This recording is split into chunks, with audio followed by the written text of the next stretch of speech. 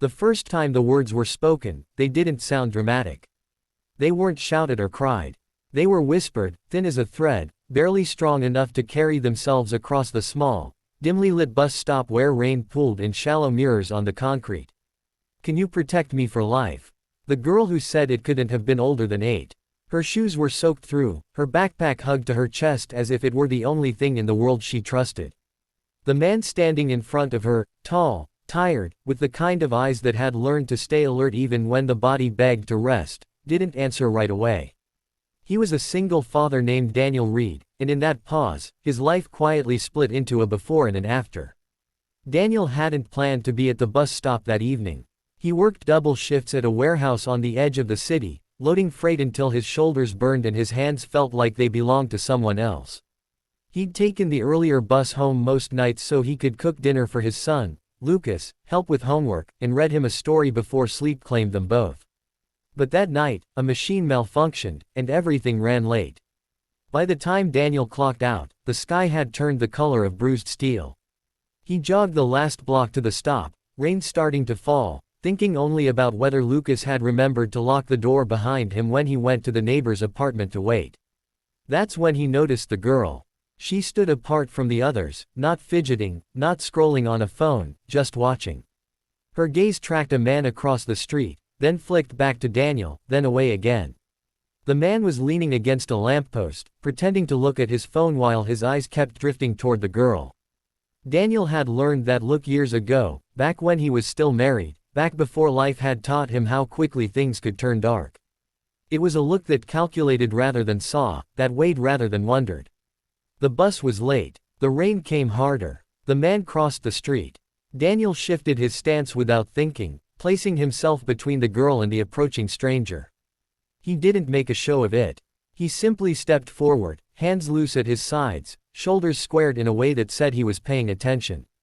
The man stopped a few feet away, annoyance flickering across his face before he smoothed it into a smile that didn't reach his eyes. "Hey," he said, nodding toward the girl. "Is this your kid?" Daniel met his gaze. "No." The man's smile tightened. "Then maybe you shouldn't. She's not alone," Daniel said quietly. "So you can keep walking." For a moment, the rain filled the silence. Then the man scoffed, muttered something under his breath, and turned away, melting back into the wet streets as if he'd never been there at all. The bus arrived minutes later. People climbed aboard. The girl didn't move. Daniel glanced down at her. "You okay?" he asked. She nodded too quickly. "He follows me sometimes." Daniel felt something cold settle in his chest. "Where are your parents?" She hesitated. "My mom works nights. I go to my aunt's after school, but today she was sick. I take the bus." The doors hissed open, then closed. The bus pulled away, leaving them alone under the shelter, rain drumming on the plastic roof. Daniel checked his phone. The next bus wouldn't come for another 20 minutes. He imagined Lucas waiting, worried. He imagined this girl getting on the next bus alone. The decision wasn't really a decision at all. "I'm Daniel," he said. "I have a son about your age. You can stand with me until your bus comes." She nodded again, stepping closer. That was when she looked up at him with eyes far older than they should have been and asked, in that whisper that barely survived the rain, "Can you protect me for life?" Daniel swallowed. He thought of promises made and broken, of how life had taught him to be careful with words. But he also thought of his son, of the nights Lucas had asked if Daniel would ever leave like his mother had, and how Daniel had answered without hesitation. "I'll do my best," he said. "Right now, I can protect you tonight." It started with that night. Daniel walked her home after the bus arrived, keeping a careful distance that still let her know he was there. Her name was Mia. She lived 3 blocks from Daniel's apartment, in a building that smelled of old paint and boiled cabbage. Her mother thanked him, eyes shadowed with exhaustion and relief. "I work 2 jobs," she said. "I worry all the time." Daniel understood that kind of worry intimately. After that, Daniel waited at the bus stop whenever his shifts ran late. Sometimes Mia was there, sometimes not. But the man from the lamppost didn't return. Word spread quietly, the way it does in neighborhoods like theirs, that someone was watching now. That there was a man who didn't look away. Daniel never thought of himself as a hero. He packed lunches, paid bills late, fixed leaky faucets with borrowed tools. He sat on the floor helping Lucas with math homework even when his back screamed. But protection, he learned, wasn't always about fists or force. Sometimes it was about presence. About showing up again and again until the threat understood that the ground had shifted beneath it. The weeks turned into months. Mia started stopping by Daniel's apartment after school when her aunt was working. She did homework at the small kitchen table while Lucas sprawled on the floor with his toy cars. Daniel cooked simple meals, rice, beans, chicken when it was on sale, and listened as Mia talked in halting pieces about school, about how her mother was always tired, about the man who used to follow her and how she still checked over her shoulder even though she hadn't seen him in a long time. Daniel listened. He never pushed. He never asked for details she didn't offer. He learned that safety was built brick by brick, not demanded all at once. One evening, nearly a year after the bus stop, Daniel came home to find a police car parked outside his building. His heart jumped into his throat. Lucas was safe inside with a neighbor, but Mia's mother was standing on the sidewalk, arms wrapped around herself, speaking to an officer. Daniel approached slowly. They told him the man from the lamppost had been arrested 2 blocks away, caught trying to force a girl into a car. The girl had screamed. A shop owner had intervened. There were witnesses this time. The officer said something about prior complaints, about patterns. Daniel felt sick. He thought of Mia, of how close danger had come without anyone realizing it. That night, Mia came to Daniel's apartment with her mother. She stood in the doorway, eyes shining with something like fear and something like relief. "Is he gone?" she asked. "Yes," Daniel said. "He can't hurt you." She took a shaky breath and then did something unexpected. She hugged him, arms tight around his waist, face pressed into his jacket. Daniel froze for half a second, then gently returned the embrace, careful, steady. Protection, he realized, was also about being worthy of trust. Life didn't suddenly become easy after that. Daniel's hours were cut at work. Mia's mother struggled with rent.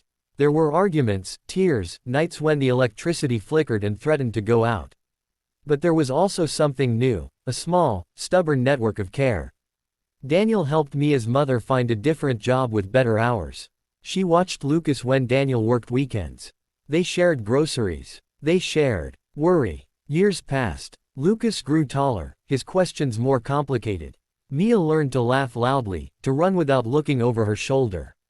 Daniel aged in the way people do when life demands a lot of them, lines at the eyes, a stiffness in the mornings, but he carried himself with quiet confidence.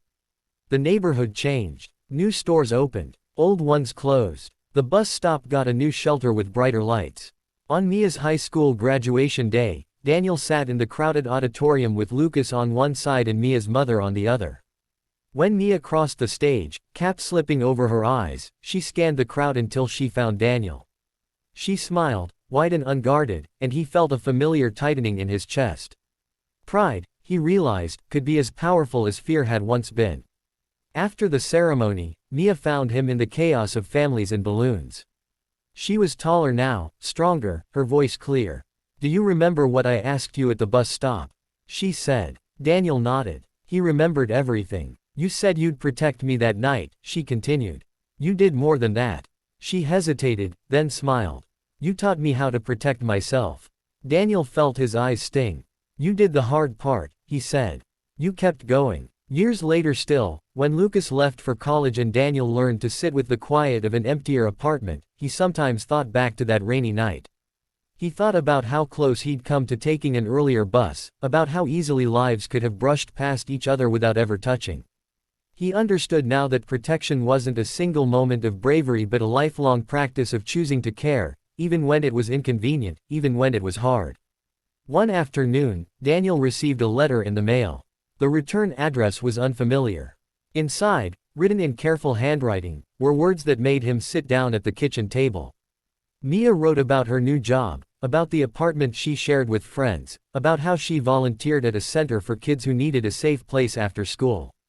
At the end, she wrote, "You once promised to protect me for life. I don't need protection anymore, but I carry what you gave me everywhere I go. I hope you know that." Daniel folded the letter and placed it in the drawer where he kept important things, Lucas's childhood drawings, old photos, reminders of a life built piece by piece. Outside, a bus rumbled past, brakes hissing at the stop down the street. Daniel stood and watched through the window as people came and went, strangers sharing a moment before moving on. He knew now that sometimes, stepping in was all it took to end a threat. And sometimes, stepping in changed the course of a life, including his own. The night did not end when the dinner did. Pain never respected schedules, and neither did memory. Eleanor lay awake long after the hotel lights dimmed and the city outside sank into a frozen hush. Lily slept beside her in the large bed, curled like a question mark, one small hand gripping the edge of Eleanor's sleeve as if afraid her mother might disappear. Eleanor did not move. She stared at the ceiling, replaying the evening again and again, the way Daniel's hands moved, the way Lily's face transformed, the way something she had buried deep inside herself had begun to ache. She had spent years mastering control. Control over markets, over people, over emotions. After her husband died, the world had expected her to break. Instead, she had hardened.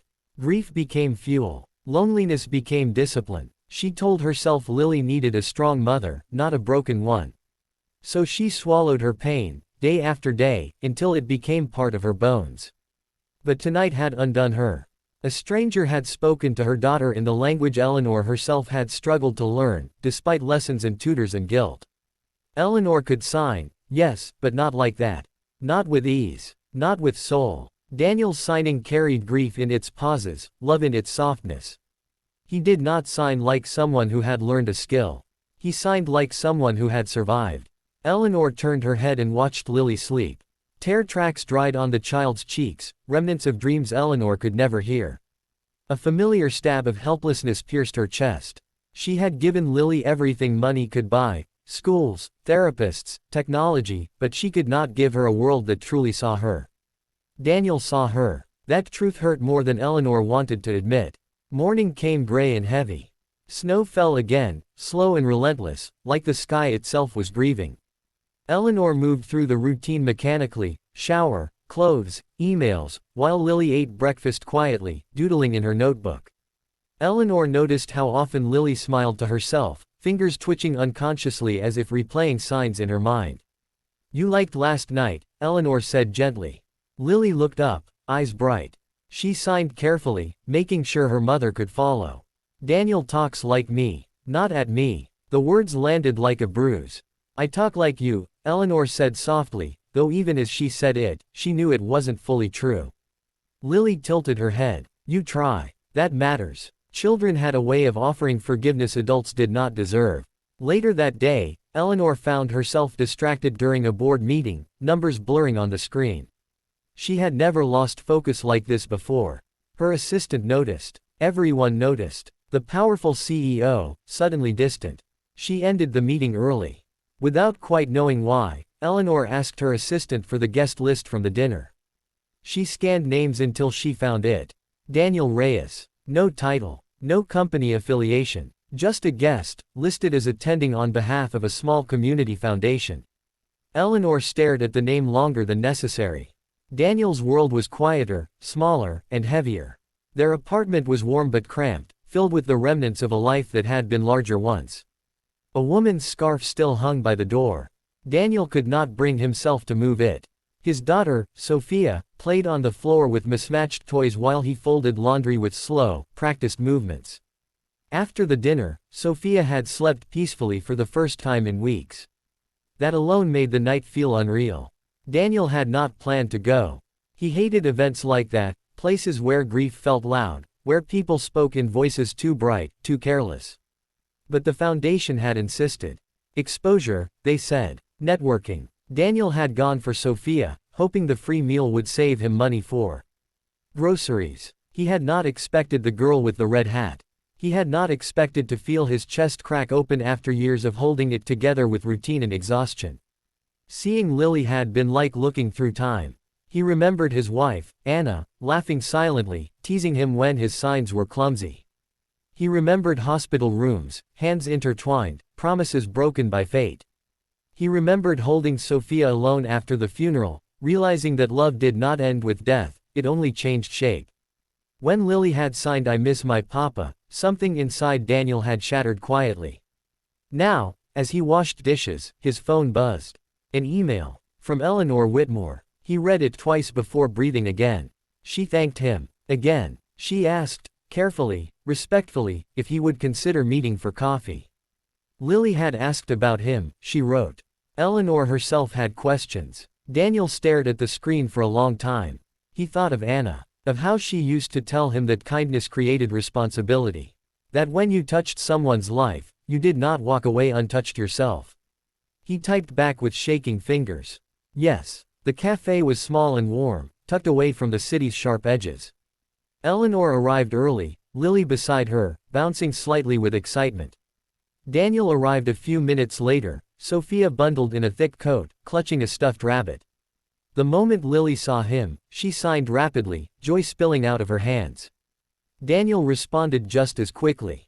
Sophia watched, confused but curious. Eleanor felt like an outsider to something sacred.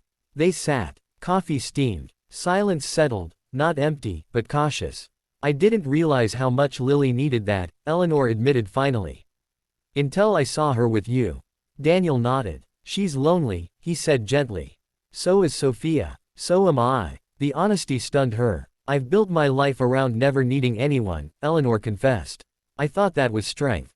Daniel looked at her with quiet understanding. Strength is surviving alone, he said. But healing usually isn't. The words hurt because they were true. Over the weeks that followed, they met again. And again. Slowly. Carefully. Pain does not trust easily. Two broken lives learned each other's rhythms, school pickups, missed calls, late nights. Lily bloomed in Daniel's presence. Sophia learned her first signs from Lily, laughing when her hands moved wrong. Eleanor watched it all with equal parts gratitude and fear. Because hope is dangerous when you've already lost everything once. One evening, after Lily and Sophia fell asleep on the couch, Eleanor finally broke. What if this ends? She whispered. What if I let myself believe, and then it's taken away? Daniel did not answer immediately.